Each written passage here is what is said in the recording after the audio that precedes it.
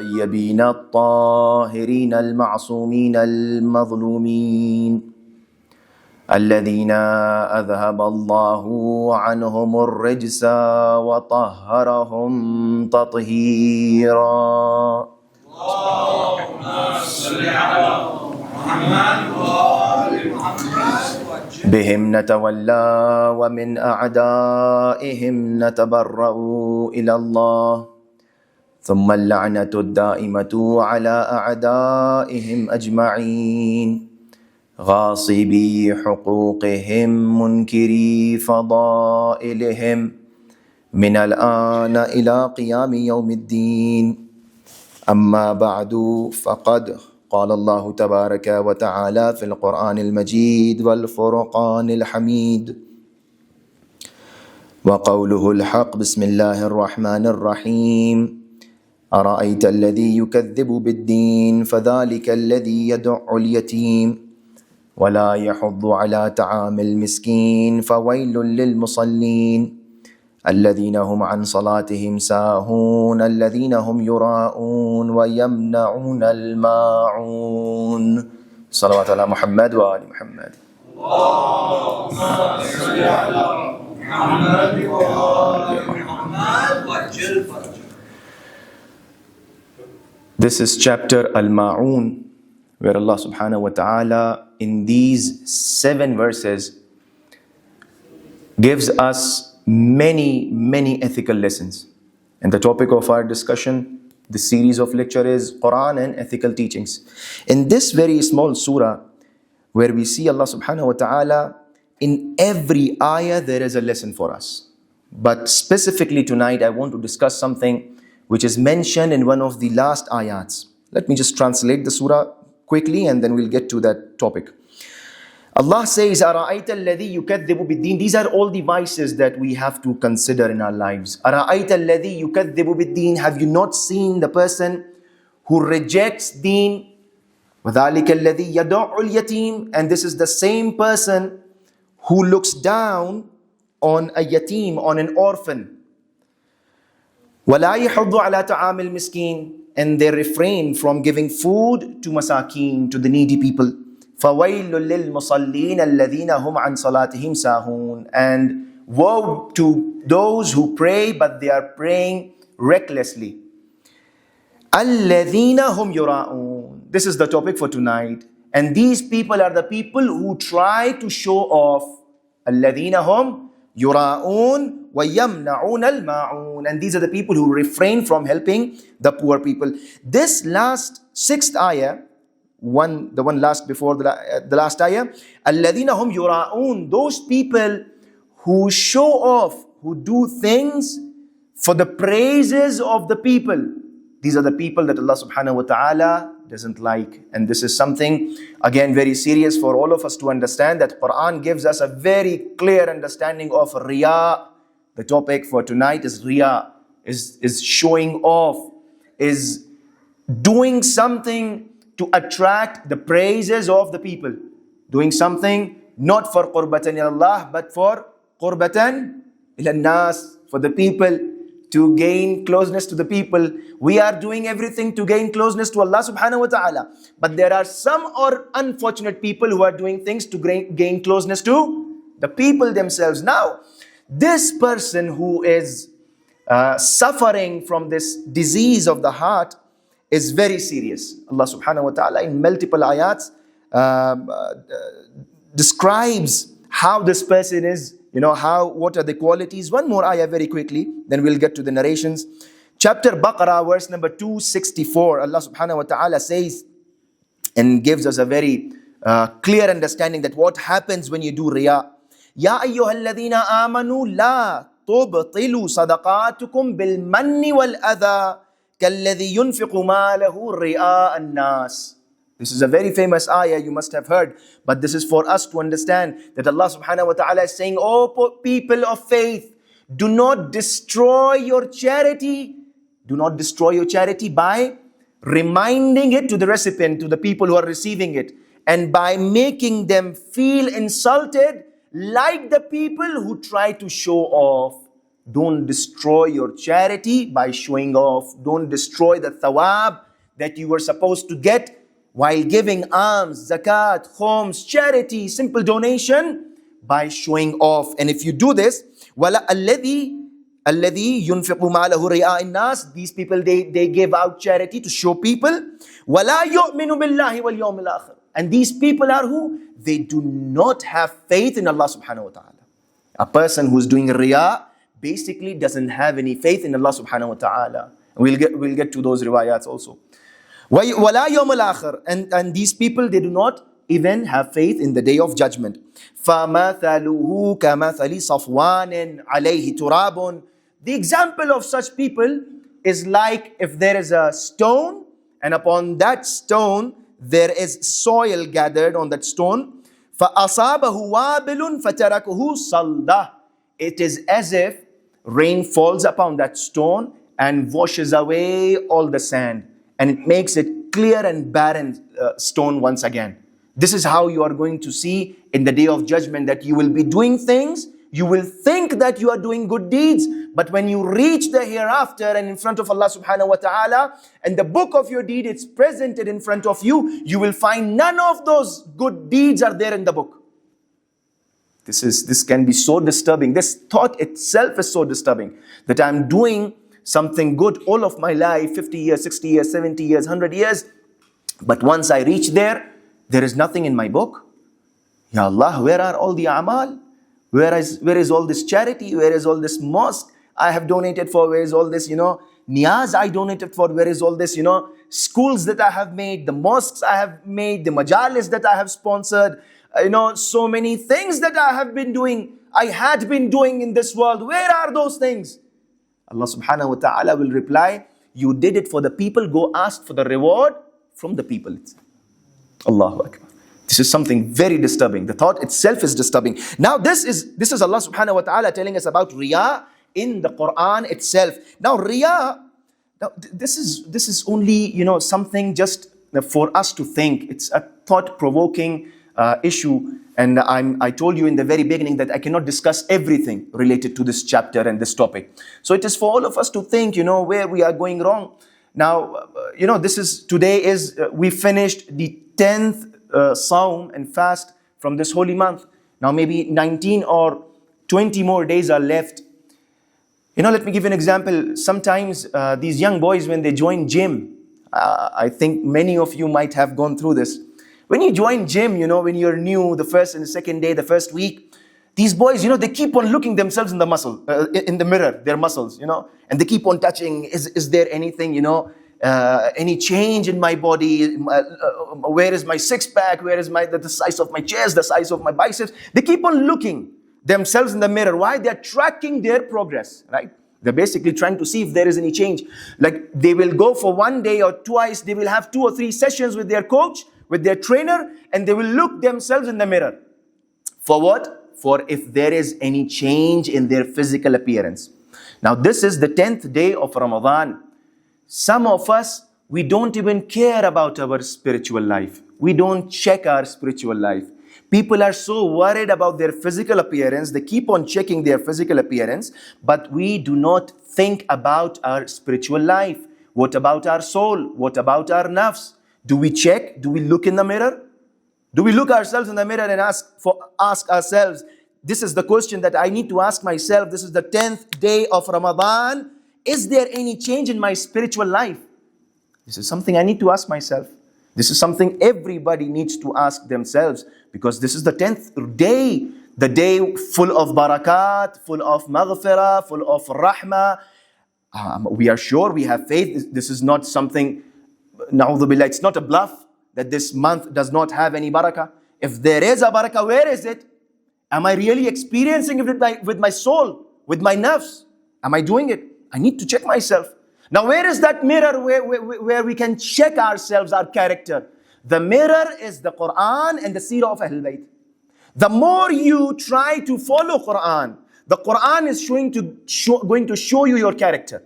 Are you doing according to Quran? Is your life, is it according to the Seerah of Ahlul Bayt? This is the mirror for us. This is the criteria for us to check our progress. If we are people behaving in a way which Quran tells us to behave in, then we are successful. And if we are not doing it, let us start doing it. 19 more days left, 20 maybe days more left. Now this is what Quran tells us. You need to check yourself. Balil insanu ala nafsihi basira. I keep on repeating this ayah so that we understand that this is for everyone, especially every individual who thinks that there might be some problem, some spiritual, ethical and moral problem. Now, this riyah and this show off can be in different types, can be in different categories. The first category, the ulama and the scholars, they say it can come and affect your wajibat. Very dangerous, very, very dangerous. It is going to affect your obligations, my obligatory prayers, my obligations put upon me from Allah subhanahu wa ta'ala, my hajj, my khums, my sawm, my salat. These all wajibat, they have a very basic element which is known as an-niyyah, your intention, right? Your intention is what? Qurbatan ilallah. If there is no intention in your prayer, if you don't do niyat in your prayer, niyat means, some people, they question me a lot. Maulana, when I'm standing to say Takbiratul Ihram, I have to say that I'm going to pray 3 or 4 or 2 rakats of that namaz. This is not intention. This is something you are uttering and it is not allowed. You don't have to do this uttering words. Intention is in your mind and in your heart. That is your intention. Now, my intention for the prayer is qurbatan ilallah. As soon as I lose my intention of namaz and my salat or my roza or my sawm, I'm going to invalidate my obligation. This is something for everybody to understand. This is a jurisprudential ruling by every faqih and every marja. The moment you destroy your niyat, the moment your niyat gets corrupted, your ibadat is invalid. Now, some of the people, they have this problem of riyah in their obligations. Some people want to show when they are praying, when they are fasting, when they are doing their wajibat. You don't have to show. The moment you start doing it for others to look at you and to praise you, that is the time your niyat becomes invalid and the whole obligatory action becomes invalid. Your namaz becomes as if you did not pray. Your fast becomes as if you did not fast. Now, sometimes this riyah comes into our obligatory actions, but sometimes it is in our recommended actions. You know what?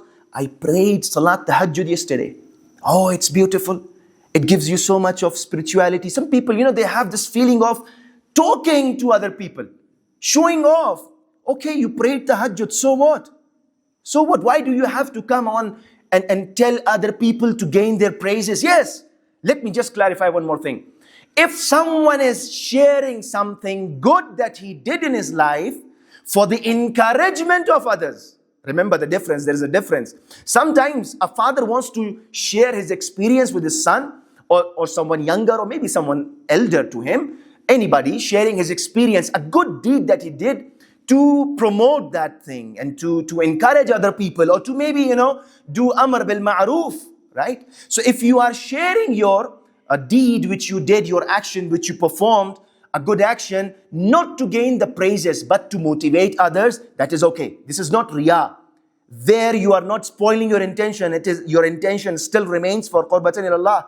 But you are just asking other people, I have done this, I have gone through this, I have prayed tahajjud, 11 rakats. It's easy to pray, you can do it. When I can do it, you can do it. This is how you are encouraging others, right? So this is not riyah. But sometimes you want to gain praises. Yes, sometimes a person wants praise of others, appreciation, acknowledgement. Some people are really after acknowledgement. I'm giving this money, you have to put the name of a stone with my name on it on that building. Because I have donated the money. I have donated for the niyaz. I have donated for this Imam Barga. I have donated. Me. This me, myself, this ana is something that destroys a person from within. It's something very dangerous. People fight over it. People fight over it. My name was not called out. I was not mentioned. Me? Oh, this is a great problem. This is something very, very disturbing. That if a person he sees himself as if he is something, he's doing a favor on Allah subhanahu wa ta'ala. I have done something, you should mention it. You should recognize it. Why didn't you mention my name in the message? Why didn't you mention my name in the announcement? These are things that we see every day. Every day, every single day. But yes, I'm not there to doubt anybody's intention. I told you there can be different types of intentions. But don't insist on these things. This is going to gradually bring riyah in our lives. This is something that you did for Imam Hussein. Okay, if someone announced your name, very well. If someone did not, don't push on to it. This will spoil your ikhlas. This will lead to something where you don't want to go. Now this is again in mustahabbat and in things that we do or something which is recommended. Sometimes this riyah comes in our faith. Again, it turns into munafiqat and hypocrisy. We don't want to go into that. Now, the Holy Prophet says, Inna akhwafa ma akhafu alaykum ash-shirk al-asghar. Something which I am afraid for my ummah. The Holy Prophet says something which I'm really worried and I'm afraid for all of you is shirk al-asghar. The little shirk, the smaller shirk, the minor shirk. The people, they asked the Holy Prophet that, Ya Rasulullah, what is this minor shirk you are talking about? What is this minor shirk? The Holy Prophet says, wa huwa riya. Riya, showing off, is a minor shirk. Why? Why is it a minor shirk? Because I'm doing something, maybe sometimes just to show you, or maybe I'm doing something for the sake of Allah also and to show you also. So I'm making Allah sharik and I'm associating Allah subhanahu wa ta'ala with you in my fi'l. That I'm doing for you also and for Allah also. I need reward from Allah also and praises from you also. This cannot happen, my friend. This is not how it works. This is not the way how it works. You have to do everything with ikhlas, with khulus, with qurbatan ilallah. You don't have to care about what people think of you and what praises they are doing or not. You don't look for their appreciation. You are just doing it for the sake of your God and for the sake and the pleasure of your Imam, the Imam of your time. That is it. The Holy Prophet says this is shirk al-asghar. And one who does this shirk al-asghar, Allah subhanahu wa ta'ala in one of the narrations, now there is no time to read out all the Arabic text. In this narration, Allah subhanahu wa ta'ala says, Ana aghna shuraka. I am the most independent associate. I am the most independent sharik. If you are associating me with someone else, I'm the most independent and I'm the most, generous. When you come to me in the day of Qiyamah, the day of judgment, and you ask me, Allah, I made that mosque. Where is that reward? Where is that reward? I made the mosque. So Allah subhanahu wa ta'ala will tell me that you made that mosque for me and for the people. You made that mosque to show me for my pleasure and for the praises of the people also. So now I am a very generous partner, I'm a very generous associate, and I am going to give away the share you did for me to him, to them, to the public, to the people. Now you go ask for the whole reward from the people in themselves. You made the mosque for the people, go ask them the reward. This is what is going to happen at the day of judgment. This is what is going to happen when our a'mal are presented. Now there is one more narration which is very, very, a person, if he thinks, when I was reading through, the second part is related something to us. A person trembles, and needs to think for what he's doing. Now let me just read through this narration. Inna أولى الناس أن يقضى يوم القيامة عليه رجل استشهد. Allah subhanahu wa ta'ala says the first person to be judged on the day of Qiyamah, especially the boys and girls, the young people, listen to this. Allah subhanahu wa ta'ala says the first person worthy of judgment on the day of Qiyamah is a shaheed, is a martyr, is a shaheed. Now when this shaheed is going to be presented in front of Allah subhanahu wa ta'ala, فَأَتَى بِهِ فَعَرَّفَهُ نِعَمَهُ. And then this shaheed will be shown the rewards he is going to get. Yeah, a shaheed, how elevated his status is. So the shaheed will be shown that this is the reward that you are going to receive from my side. And then he will be asked, فَمَا عَمِلْتَ فِيهَا. O shaheed, O martyr, what have you done to receive such favors and rewards from me, such blessings from me? So the shaheed is going to answer, قَالَ قَاتَلْتُ فِيكَ يَا Allah. Oh Allah, I fought for your sake. I went on the battlefield for your sake. Hatta ustushhidtu. I fought for your sake to the extent that I was martyred and I was killed in your way, until I was killed in your way. Now when he will reply, when the shaheed will reply that I fought for your sake and I got killed for your sake, there will be a voice heard, and that voice will tell that shaheed, قال قتلت واستشهدت. قال, there will be a sound and there will be a voice heard from Allah subhanahu wa ta'ala. كذبت, you are lying. Allahu Akbar. You are lying. Yes, you went to the battlefield, you got killed, you sacrificed, you fought, and you were martyred, you were killed. But the thing that you claim that you did it for me, كذبت. Allahu Akbar. You are lying. The person will say, no, Ya Allah, I did it for your sake. Allah subhanahu wa ta'ala is going to reply, وَلَكِنَّكَ قَاتَلْتَ. Yes, you fought, but you fought, وَلَكِنَّكَ قَاتَلْتَ لِيُقَالُ جَرِيءٌ. You fought for the sake of yourself, so that people tomorrow are going to talk about your courage. They will glorify you. They will call you a hero. They will call you how courageous you are, how strong you are, how beautifully you fought on the battlefield. So whatever you did was for your sake, and he will be dragged to the hellfire. This is what is going to happen. Sometimes we don't know. We do things, but we don't, we sometimes think, these intentions and these ulama and the fuqaha talking about niyyah, intention, we don't take care of it. No, this is very important. This is the most essential part of your prayer, of your worship, of your submission to Allah subhanahu wa ta'ala. This intention should be very clear for all of us. It has to be for Allah subhanahu wa ta'ala, and only for Allah subhanahu wa ta'ala. Now the part which is related to people like me. And then after shuhada, there will be people called وَرَجُلٌ تَعَلَّمَ الْعِلْمَ وَعَلَّمَهُ وَقَرَأَ الْقُرْآنِ. Then those people will be called who studied and who gained knowledge, who recited Quran and who taught Quran to others. They will be called. And similarly, when they will be called, they will be presented those ni'mat and those favors and rewards. And when this person will acknowledge and say, yes, this is something that I should receive, Allah subhanahu wa ta'ala will ask, Fabima, why you are going to receive this? What have you done in this world? What have you done in that world to receive such great rewards and favors? The person will say, Allah, oh Allah, I went on seeking knowledge for your sake. I went to seek knowledge for your sake. I studied Quran and I taught Quran for your sake. Then the voice will be heard, كَذَبْتَ. You are lying.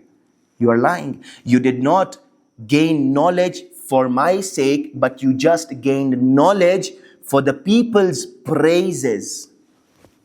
For the people to praise you, for the people to tell you, oh, how wonderfully he talks, how nicely he presents, how knowledgeable he is. Al-ayadu billah. If a person sits here, because this is related to people like us, who share their knowledge. If I am talking to you for the praise that you give to me, this is all going to go in vain. This is for me to understand. This is for everybody to understand. This is an example for me. It might be in other professions also. Anybody doing something for the praise of people. Sometimes, let me clarify this. Don't doubt other people also. Some of the orators, they have a different style. They ask for appreciation. Yes, that is a motivation for them. So don't think, oh, people, they are asking for motivation. That means they are sitting on the minbar and doing riyah. Don't jump to conclusions like this. But if a person really intends that I gain the praises of people, and he does not do it for the sake of Allah fully, that means this person is just doing it for people, for the praises of people. There is no qurbatan ilallah. I'm just doing it for my fame. I'm just doing it for my name. I'm just doing it for my praise. So that people, once I get down from the minbar, they come and they kiss me and they hug me and they appreciate me and they say, Mawlana, subhanallah, wahwa, kya majlis padhi, kya khitab kiya hai. This is what happens. And this is something very, very dangerous. People who gain fame, they are supposed to be more people who have more responsibility. They have to be more cautious in this regards. Now, Imam alayhi salatu wasalam explains us and tells us that there are 3 signs of a person who does this riya. What are the signs? How? And these signs I have told you, it is not for you to point out to others. These signs are for us to understand whether I am doing riya or not. Now Imam says, ثَلَاثُ عَلَامَاتٍ لِلْمُرَائِي. There are 3 signs for the person who does riya, for the person who is showing off and doing things for the praise of other people, doing things to attract other people's praises. Now, something that we need to practice, one of the ways how to cure this is to sometimes just try to hide things. Don't even, when you give out charity or you help someone, this is one of the keys that the scholars, they tell us how to practice. When you do something good, yes, there will be some temptation in your heart to, share it with others. Let me tell people, I have done this. Try to stop that. Try to hide your good deeds. Don't even try to remember it in your own mind. When you do it, Urdu mein hum log kya kehte hain? Neki kar kuएं mein dal. You do something and you just forget about it. Don't remember it. Don't praise yourself within your heart. I have done something good. I'm not going to tell other people, but I have done something good. Yes, do it 1 or 2 twice, but just keep on forgetting it. If it is an encouragement for you, it's okay. But don't keep on repeating. Don't keep on telling yourself, I have done this thing. And then you will end up, telling others and gaining their, praises. Try to forget it. Try to hide things. Even from the closest members of your family. Don't tell them. There is no need for you to go on telling people. There is a story of Sheikh Abbas Qummi, the author of Mafatih al-Janan, that everybody has this book in their houses. Sheikh Abbas al-Qummi, how great scholar, how, you just cannot imagine the amount of khulus this scholar had put into this book, Mafatih al-Janan, that today in every house next to Quran you have Mafatih al-Janan. This is the amount of ikhlas a person puts in his deeds, that for Qiyamah up till the day of judgment, the book is alive. People are using it, and everybody opening that book, there is a sawab given to Sheikh Abbas Qummi, right? So Sheikh Abbas Qummi was a great scholar, and he had authored and he had written many books. Now one of his books is known as Manazil al-Akhirah. One day in the haram of Lady Hazrat Ma'asuma Salamullah alayha, may Allah subhanahu wa ta'ala give us all the tawfiq to go for her ziyarat and the ziyarat of Imam Rada alayhi salatu wasalam. One of these scholars, his name was Abdul Razak. In those days, he used to just sit down and recite a very short sermon and give a lecture, tell about a masala, a ruling, or just a point, akhlaqi, ethical point. So Abdul Razak was a person who was like a Maulana, like a scholar. And Sheikh Abbas Qummi, his father, used to enjoy the talks of this Abdul Razak. Yeah. So he always used to attend the lectures. He used to sit down and attend his talks. So one day he was, Abdul Razak, he sat on the mimbar and he used to open the book, Manazil al-Akhirah. Manazil al-Akhirah is a book that is authored by Sheikh Abbas al-Qummi himself, out of many books that he has authored. Now, he used to read out from that book, Manazil al-Akhirah. One day, the father of Sheikh Abbas al-Qummi was sitting there and he was enjoying the talk that Abdul Razak was, talking about. And he came to the house and he saw Sheikh Abbas al-Qummi. So Sheikh Abbas al-Qummi's father told Sheikh Abbas al-Qummi that, son, you are also a Maulana and scholar, and it would have been so nice that one day I would see you, reciting from a book, Manazil al-Akhirah, and you writing a book known as Manazil al-Akhirah, and you also giving lecture about, things that Abdul Razak talks about. It's very nice. Inshallah, hopefully you someday will write something like this. Sheikh Abbas al-Qummi wanted to tell his father that, Father, I'm the author of that book that you are praising so much. But he said, no, if I might share this, then my khulus will go. I don't want to do this riyah, even in front of my father. I know he will be encouraged. I know it is not going to be riyah, but just out of precaution, I will not share it even with my father. This is the amount of ikhlas. This is the amount of, khulus, these ulama and these scholars, they not like me today. Yeah, not like the scholar likes of me, sitting here talking so much, but doing nothing. Now, second important alamat and the sign of a person, the Imam says that these people, the first sign is لِلْمِرَاءِ يَنْشَطُ إِذَا رَأَى النَّاسِ. This person, when he sees people, the first sign, when he sees people, he will be energized. Publicity, fan following, for what? For Allah subhanahu wa ta'ala or for other purposes? If you're doing it for the sake of Allah subhanahu wa ta'ala, why do you have to come on TikTok and announce? You do it. You do it for the sake of Allah subhanahu wa ta'ala. You don't have to announce. You don't have to take your pictures. You don't have to share it on the Facebook.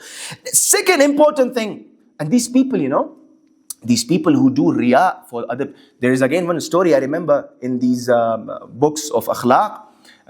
There was a person, very pious person, he used to worship Allah subhanahu wa ta'ala, but he felt that, I'm having this problem of riya.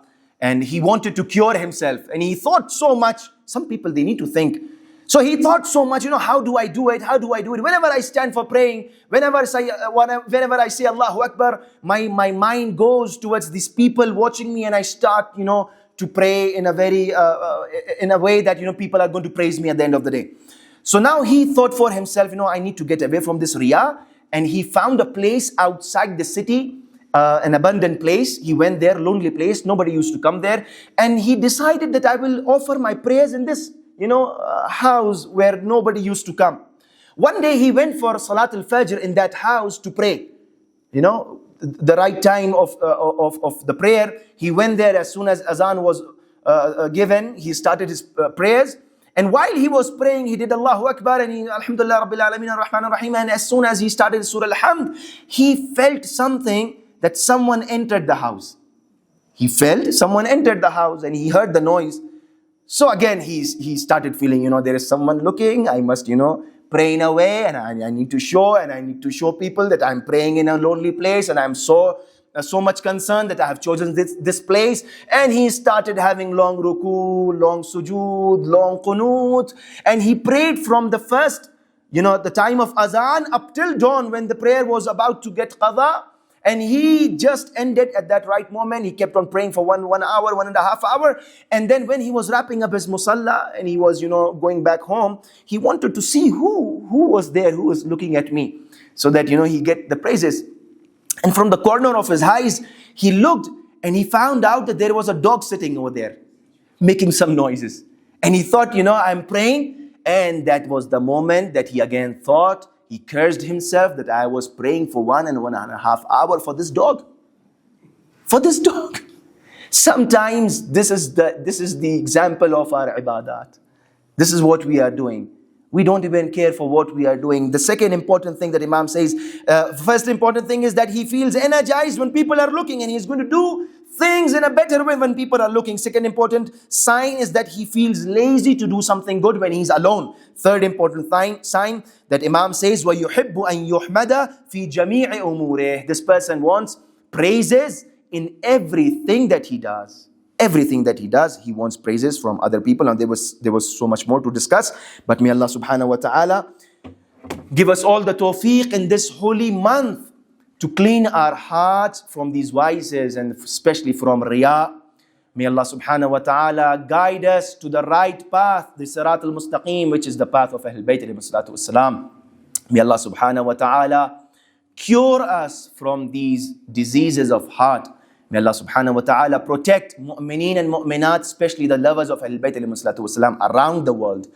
May Allah subhanahu wa ta'ala count us amongst the companions of the Imam of our time, and may Allah subhanahu wa ta'ala hasten the reappearance of the Imam of our time. Wa sallallahu ala Muhammadin wa alihi at-tahirin.